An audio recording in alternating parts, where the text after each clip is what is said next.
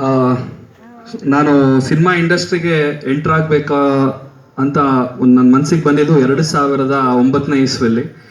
So ಅದಾದ ನಂತರ ನನ್ನ ಪ್ರಯಾಣವನ್ನು ಬೆಂಗಳೂರಿಗೆ ಬಳಸ್ತೀನಿ. ನಾನು ಹಾಸನಲ್ಲಿ ಇದ್ದೆ, ಅಲ್ಲಿಂದ ನಾನು ಬೆಂಗಳೂರಿಗೆ ಹೊರಡ್ತೀನಿ. ಬೆಂಗಳೂರಿಗೆ ಹೊರಟು ತುಂಬ ಕಷ್ಟ ಆಯಿತು. ಸುಮಾರು ಒಂದು 5 ವರ್ಷ ತುಂಬ ಕಷ್ಟಪಟ್ಟು ಯಾರು ನನ್ನ ಗುರ್ತೇ ಹಿಡಿತಾ ಇರಲಿಲ್ಲ. ತುಂಬ ಸಾಂಗ್ಗಳನ್ನ ಬರಿತಾ ಇದ್ದೆ, ಸೊ ತುಂಬ ಸಾಂಗ್ಗಳನ್ನ ಹಾಡ್ತಾ ಇದ್ದೆ. ಸೊ ಇಷ್ಟೇ ಏನೇ ಮಾಡಿದ್ರು ಫೈನಲಿ ನಾನೊಬ್ಬ ಎಲೆಮರೆಯ ಕಾಯಿ ಒಂದು ತೆರೆಯ ಹಿಂದೆ ಕೆಲಸ ಮಾಡೋ ಒಬ್ಬ ವ್ಯಕ್ತಿಯಾಗಿ ಉಳ್ಕೊಳ್ತಾ ಇದ್ದೆ. ಸೊ ಹೀಗಿದ್ದಾಗ ಒಂದಿನ ನನಗೆ ಒಂದು ಆಫರ್ ಬಂತು. ಅರ್ಜುನ್ ಜನ್ಯ ಅವರು ನನಗೆ ಗುರುಗಳಾಗಿ ಸಿಕ್ಕಿದ್ರು.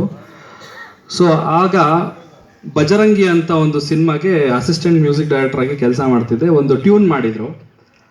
ಆ ಟ್ಯೂನ್ನ ಎಲ್ಲ ಪ್ರಖ್ಯಾತ ಲಿರಿಕ್ ರೈಟರ್ಗಳು ಆ ಟ್ಯೂನ್ನ ರಿಜೆಕ್ಟ್ ಮಾಡಿದ್ರು. ಇಲ್ಲ, ಈ ಟ್ಯೂನಿಗೆ ಲಿರಿಕ್ಸ್ ಬರೆಯೋಕೆ ಆಗೋದಿಲ್ಲ ಅಂತ ಹೇಳಿಬಿಟ್ಟಾಗ ಅರ್ಜುನ್ ಜನ್ಯ ಅವರು ಒಂದು ದಿವಸ ಸಂಜೆ ನನಗೆ ಕರೆದು, ನೋಡಿ ಇದೊಂದು ಟ್ಯೂನ್ ಇದೆ, ಎಲ್ಲ ರಿಜೆಕ್ಟ್ ಮಾಡಿದ್ದಾರೆ, ಬರೆಯೋಕ್ಕಾಗಲ್ಲ ಅಂತ, ನೀನೇ ಬರೆಯೋಕ್ಕೆ ಏನಾದರೂ ಟ್ರೈ ಮಾಡ್ತೀಯ ನೋಡು ಅಂತ ನನಗೆ ಒಂದು ಟ್ಯೂನ್ ಕೊಟ್ಟರು. ಕೇವಲ ಅರ್ಧ ಗಂಟೆಯಲ್ಲಿ ನಾನು ಆ ಟ್ಯೂನ್ನ ಬರೆದೆ. ಯಾವ ಸಾಂಗ್ ಅಂದರೆ, ಗಾಜನು ರಾಗರಡಿಯಲ್ಲಿ ಹುಟ್ಟಿ ಬಂದ ಗಂಡುಗಲ್ಲಿ ಕಾಲಿಟ್ರೆ ನಡುಗುವುದು, ಆಕಾಶ ಗುಡುಗುವುದು, ದರ್ಬಾರು ಇವರದನ್ನೇ ದೂಸರ ಮಾತು ಬೇಡ ಗುರು, ಕರ್ನಾಡ ಚಕ್ರವರ್ತಿ ಶಿವರಾಜ್ ಕುಮಾರ್ ಅಂತ ಬರೆದೆ. ಸೊ ಆ ಸಾಂಗು ಇವತ್ತಿಗೆ ನೀವೆಲ್ಲ ಕೇಳಿದ್ದೀರಾ, ಬಜರಂಗಿ ಫಿಲಮ್ದು ಸೂಪರ್ ಹಿಟ್ ಆಯಿತು. ಸೊ ಈ ವಿಷಯ ಇಂಡಸ್ಟ್ರಿ ಒಳಗಡೆ ಮಾತಾಡ್ತಾ ಹೋದ್ರು. ಈ ಥರ ಒಂದು ಟ್ಯೂನ್, ರಿಜೆಕ್ಟ್ ಆದ ಟ್ಯೂನ್ನ ಚಂದನ್ ಶೆಟ್ಟಿ ಅಂತ ಒಬ್ಬ ಹುಡುಗ ಬರೆದ್ನಂತೆ ಅಂತ ವಿಷಯ ಹರಡಕ್ಕೆ ಸ್ಟಾರ್ಟ್ ಆದಾಗ ಪವರ್ ಸ್ಟಾರ್ ಪುನೀತ್ ರಾಜ್ಕುಮಾರ್ಗೆ ಪವರ್ ಅಂತ ಸಿನಿಮಾಗೆ ಒಂದು ಸಾಂಗ್ ಬರೆಯೋಕ್ಕೆ ಅವಕಾಶ ಬಂತು. ಸೊ ಅಲ್ಲಿಂದ ನನ್ನ ಲೈಫ್ ಹಾದಿ ಇನ್ನೊಂದು ಟ್ರ್ಯಾಕಿಗೆ ನಂದೇ ಆದ ಒಂದು ಹಾದಿ ಶುರುವಾಯಿತು. ಆ ಸಾಂಗ್ನ ನಿಮ್ಗೋಸ್ಕರ ಹಾಡ್ತೀನಿ, ಹಾಡ್ಲಾ? ಅದು ನಂದೇ ಸ್ಟೈಲಲ್ಲಿ ಒಂದು ವಾಲ್ಯೂಮ್.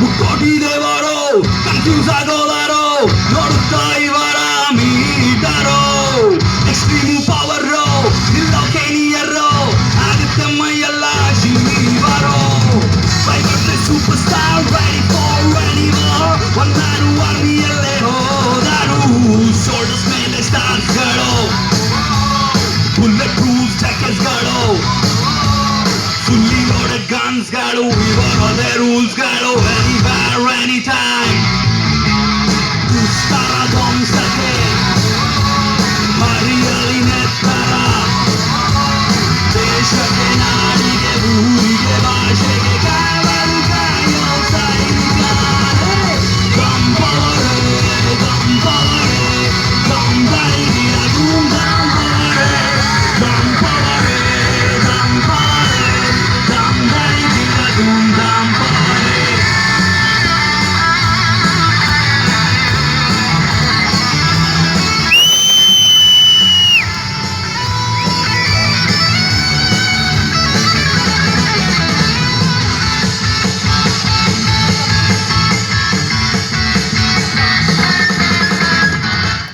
ಸೊ ಈ ರೀತಿಯಾದ ಒಂದು ಸಾಂಗ್ ಹಾಡಿದೆ.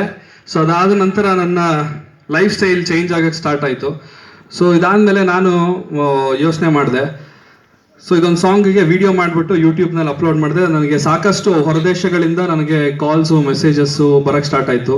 ಯಾಕೆ ನೀವೇ ಸ್ವಂತವಾಗಿ ವಿಡಿಯೋ ಮಾಡಬಾರ್ದು, ಇದು ಫಿಲಮ್ ಸಾಂಗಿಗೆ ನೀವು ವಿಡಿಯೋ ಮಾಡಿದರೆ ತುಂಬ ಚೆನ್ನಾಗಿದೆ, ಸೊ ನಿಮ್ಮದೇ ಆದ ಸ್ವಂತ ವಿಡಿಯೋಗಳನ್ನ ಮಾಡಿ ಅಂತ. ಮಿಲಿಯನ್ಸ್ ವ್ಯೂಸ್ ಪಡ್ಕೊಂಡಿದೆ ಯೂಟ್ಯೂಬ್ನಲ್ಲಿ. ನಿಮ್ಮೆಲ್ಲರಿಗೂ ಒಂದು ಸಿಹಿ ಸುದ್ದಿ ಹೇಳಕ್ ಇಷ್ಟಪಡ್ತೀನಿ. 3ಪೆಗ್ ಇವತ್ತಿನ ಕರ್ನಾಟಕದ ನಂಬರ್ 1 ವಿಡಿಯೋ ಆಗಿದೆ. ಎಲ್ಲ ಸೂಪರ್ ಸ್ಟಾರ್ಗಳು, ಕನ್ನಡದ ಯಾರ್ಯಾರು ಸೂಪರ್ ಸ್ಟಾರ್ ಹೀರೋಗಳಿದ್ದಾರೆ ಅವರೆಲ್ಲ ವಿಡಿಯೋಗಳನ್ನು ಹಿಂದಿಕ್ಕಿ ಇವತ್ತು 3ಪೆಗ್ ನಂಬರ್ 1 ಸ್ಥಾನದಲ್ಲಿದೆ. ಅದಕ್ಕೆಲ್ಲ ನಿಮ್ಮ ಆಶೀರ್ವಾದನೇ ಕಾರಣ. ಥ್ಯಾಂಕ್ ಯು, ಧನ್ಯವಾದಗಳು. ತುಂಬ ಕಷ್ಟ ದಿನಗಳು, ನನ್ನ ಎಕ್ಸ್ಪೀರಿಯನ್ಸ್ನ ಹಂಚ್ಕೊಳ್ಳೋಕೆ ಇಷ್ಟಪಡ್ತೀನಿ. ಯಾಕಂದರೆ ಈ ಸ್ಟೂಡೆಂಟ್ಸ್ಗಳಲ್ಲಿ ಬಂದಿರೋ ಸ್ಟೂಡೆಂಟ್ಸ್ಗಳಿಗೆ ಕೆಲವರುಗಳಿಗೆ ಇನ್ಸ್ಪೈರ್ ಆದರೂ ಆಗ್ಬೋದು. ಫಸ್ಟು ಸುಮಾರು ಮೊದಲ ಒಂದು 10-15 ಸಿನಿಮಾಗಳಿಗೆ ನಾನು ಫ್ರೀಯಾಗಿ ಲಿರಿಕ್ಸ್ಗಳನ್ನ ಕೊಟ್ಟಿದ್ದೀನಿ, ಫ್ರೀಯಾಗಿ ನನ್ನ ಹಾಡುಗಳನ್ನ ಹಾಡಿದೆ. ಸೊ ಅದಾದ ನಂತರ 11ನೇ ಸಿನಿಮಾಗೆ ನನಗೆ 500 ರೂಪಾಯಿ ಸಂಭಾವನೆ ಕೊಟ್ಟರು ಒಂದು ಸಾಂಗ್ ಬರೆದಿದ್ದಕ್ಕೆ. ಸೊ ಅದಾದಮೇಲೆ ಹಾಗೆ ಪಯಣ ಮುಂದುವರಿತಾ 500 ಇದ್ದಿದ್ದು 1000 ಆಯಿತು, 1000 ಇದ್ದಿದ್ದು 2000, 5000 ಆಗಿ ಇವತ್ತು ನಾನು ಒಂದು ಪ್ರೋಗ್ರಾಮ್ 1 ಅವರ್ಗೆ 2 ಲಕ್ಷ ಚಾರ್ಜ್ ಮಾಡ್ತಾ ಇದ್ದೀನಿ. 1 ಅವರ್ಗೆ 2 ಲಕ್ಷ. ಸೊ ಇದು ನಾನು ಬಡಾಯಿ ಕೊಚ್ಕೊಳಕ್ ಹೇಳ್ತಿಲ್ಲ. ಕೆಲವರು ಮನಸ್ಥಿತಿಗಳಿರುತ್ತೆ, ಏನು ಸಂಗೀತಗಾರ ಏನು ಹಾಡ್ಬಿಡ್ತಾನೆ, ಅದಲ್ಲ. ನಮ್ಮ ವೃತ್ತಿಗೂ ಗೌರವ ಇದೆ. ಯಾವುದೇ ಫೀಲ್ಡಲ್ಲಾದ್ರೂ ಸಾಧನೆ ಮಾಡಬೇಕು ಅಂತಂದ್ರೆ ತುಂಬಾ ಕಷ್ಟ ಇದೆ. ಎನಿ ಫೀಲ್ಡ್, ಡಾಕ್ಟರ್ ಆಗಿರ್ಬೋದು, ಇಂಜಿನಿಯರ್ ಆಗಿರ್ಬೋದು, IAS IPS ಏನೇ ಆಗಿರ್ಬೋದು, ಎಲ್ಲರಿಗೂ ಕಷ್ಟ ಇದ್ದೇ ಇರುತ್ತೆ. ನಮ್ಮ ಫೀಲ್ಡಲ್ಲೂ ತುಂಬಾ ಕಷ್ಟ ಇದ್ದೇ ಇರುತ್ತೆ. ಆದರೆ ಆ ಕಷ್ಟಕ್ಕೆ ಒಂದು ಪ್ರತಿಫಲ ಅನ್ನೋದು ಇದ್ದೇ ಇರುತ್ತೆ. ಅದಕ್ಕೆ ಪ್ರತ್ಯಕ್ಷ ಸಾಕ್ಷಿ ನಾನೇ ಆಗಿರ್ತೀನಿ. ಸೊ ಇದಕ್ಕೆಲ್ಲ ಕಾರಣ ಆಗಿರುವಂಥ ನೀವು ಪೋಷಕರು, ತಮ್ಮ ಮಕ್ಕಳಲ್ಲಿ ಪ್ರತಿಭೆ, ಎಲ್ಲ ಮಕ್ಕಳಲ್ಲೂ ಪ್ರತಿಭೆ ಇದ್ದೇ ಇರುತ್ತೆ. ಅದನ್ನ ಗುರ್ತಿಡಿಯೋರು ಪೋಷಕರು. ಅದೇ ಕೆಲಸ ಮಾಡಿದ್ದು ನಮ್ಮ ತಂದೆ ತಾಯಿ. ಅವ್ರು ಕೊಟ್ಟ ಒಂದು ಪ್ರೋತ್ಸಾಹ, ನೀನು ಮಾಡ್ತೀಯಾ, ನನ್ಗೆ ಅವ್ರು ಹೇಳಿದೆ ಒಂದು, ನಿನ್ಗಿಷ್ಟನಾ ನೀನು ಮಾಡು, ನಾನು ಯಾವತ್ತೂ ಪ್ರೆಷರ್ ಹಾಕಿಲ್ಲ, ನೀನು ಇಂಜಿನಿಯರ್ ಆಗು, ನೀನು ಡಾಕ್ಟರ್ ಆಗು ಅಂತ ಇವತ್ತವರೆಗೂ ಹೇಳಿಲ್ಲ. ಅವ್ರು ಯಾವತ್ತೂ ನನಗೆ ಒಂದೇ ಒಂದು ಮಾತು ಹೇಳ್ತಿದ್ರು, ನಿನ್ಗೇನು ಇಷ್ಟ ಅದನ್ನ ಮಾಡು ಅಂತ. ನನಗೆ ಅವಾಗವಾಗ ಒಂದು ಪ್ರಶ್ನೆ ಬರುತ್ತೆ ತಲೆಯಲ್ಲಿ. ನಾವೆಲ್ಲ ದೇವ್ರನ್ನ ನಂಬ್ತೀವಿ ಅಲ್ವಾ? ದೇವ್ರು ಕಷ್ಟ ಬಂದಾಗ ದೇವ್ರ ಮೊರೆ ಹೋಗ್ತೀವಿ. ದೇವ್ರಿಗೆ ಕಷ್ಟ ಬಂದಾಗ ಯಾರ ಮೊರೆ ಹೋಗ್ತಾರೆ? ಸೊ ದೇವರು ಕಷ್ಟ ಬಂದಾಗ ಅವರ ಆತ್ಮವಿಶ್ವಾಸ, ಅವರಲ್ಲಿ ಇರೋವಂಥ ಎನರ್ಜಿನ ಅವ್ರನ್ನ ನಂಬ್ತಾರೆ. ಅವ್ರು ನಂಬ್ತಾರೆ, ಅದಕ್ಕೆ ಅವರು ದೇವ್ರುಗಳಾಗಿದ್ದಾರೆ. ಇದೇ ಮಾತಿಗೆ ಪೂರಕವಾಗಿ ಹಂಸಲೇಖ ಅವರು ಒಂದು ಮಾತು ಹೇಳಿದ್ದಾರೆ, ಅಂದ್ಕೋ ನೀನ್ ಆಗುವೆ. ಅಂದ್ರೆ ನೀ ಅಂದ್ಕೋ, ಏನಾದ್ರೂ ಅಂದ್ಕೋ, ಅದನ್ನ ನೀನ್ ಆಗುವೆ, ಆಗುವುದಾದರೆ ದೇವರೇ ಆಗುವೆ. ಇದೇ ಒಂದು ಪೂರಕವಾದ ಮಾತು ಎಲ್ಲಾರು ಮನ್ಸರಿರ್ಲಿ. ನೀವೇನ್ ಅಂದ್ಕೊಳ್ತೀರಾ ಅದು ಖಂಡಿತವಾಗ್ಲೂ ನೀವು ಆಗ್ತೀರಾ. ಆಗ್ಬೇಕು ಅಂತಂದ್ರೆ 100% ನಿಮ್ ಮನ್ಸಿಂದ ಕೆಲಸ ಮಾಡಿ 100% ಆಗುವುದಾದರೆ ದೇವ್ರಗಳೇ ಆಗ್ಬೋದಂತೆ. ನಾವೆಲ್ಲ 3 ಪೆಗ್ ಸಾಂಗ್ ಆಡ್ತೀನಿ, ಇವಾಗ ಏನ್ ಹೇಳ್ತೀರಾ? Okay ready? ಅಲ್ಲಿರೋರೆಲ್ಲ ಡ್ಯಾನ್ಸ್ ಮಾಡ್ಬೇಕು, ಹಿಂದೆ ನಿಂತಿರೋರು ರೆಡಿಗೋ? ಎದ್ ನಿಲ್ಬೇಕು.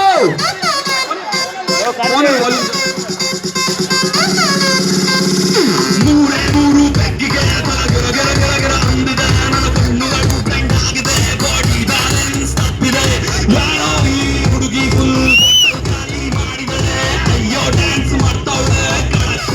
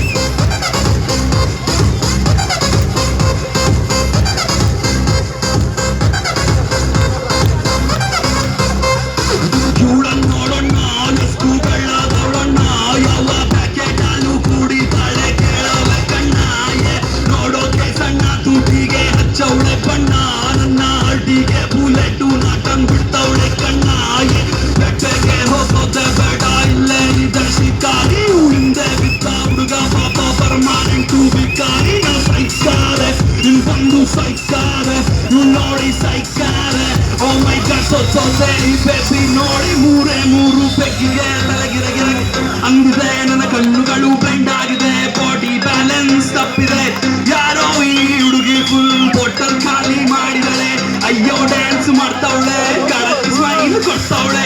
ಬೌನ್ಸ ನಾ ಕೇಳಿದಕ್ಕೆ ಕೊಡು ನೀ ಆನ್ಸ, ಯಾಕೆ ಹೇಳು ಈ ಬಾಡಿ ಸೂಪರ್. ಇಲ್ಲಿ ಯಾವ ಹುಡುಗಿರು ಬಾನ್ stars, disco lights and lasers, ನನ್ನ ಮೈಯ ಮೇಲಿದೆ blazers. DJ raise some bass up, so wave and put your hands up.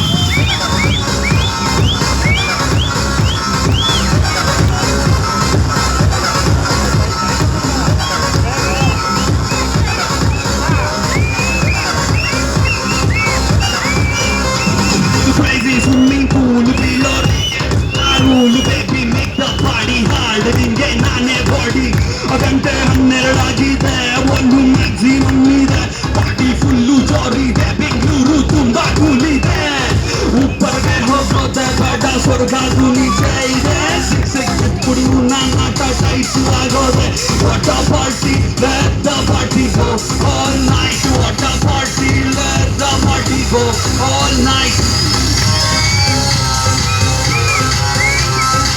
Hey yo, this is Kannada rapper Chandan Shetty.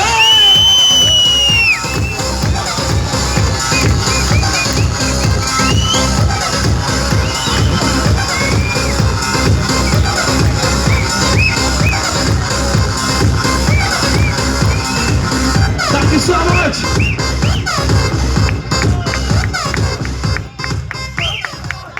Thank you. Late ಆಗಿದೆ. Thank you.